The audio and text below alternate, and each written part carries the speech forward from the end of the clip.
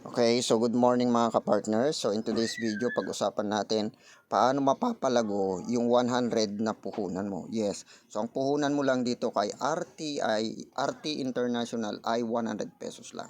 So once na na nag-pay-in ka ng 100 pesos, syempre may makukuha kang product and at the same time may dashboard ka na ganito. So once na activated na yung account mo, maglalagin ka lang. So ito na ngayon yung itsura ng dashboard mo. Matik, ang lupit.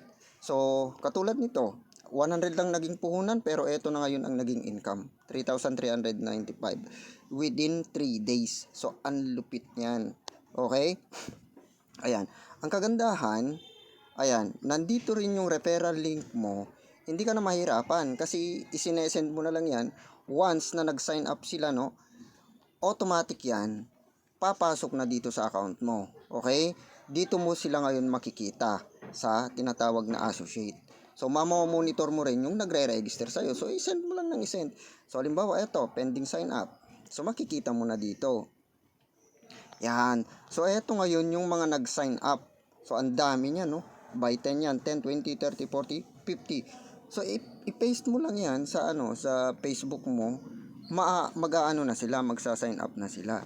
Ngayon, eto naman yung mga nakapag-activate na ng account. Okay? Other downlines.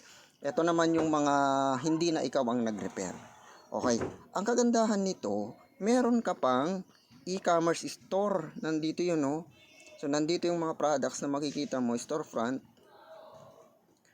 Yan. So, nandito yung mga products mo. Okay? May e-commerce store ka na. Just imagine, kung magpapagawa ka ng e-commerce store, nasa 25,000 to 50,000 ang e-commerce store. Samantalang ikaw, 100 lang, may e-commerce store ka na. Okay?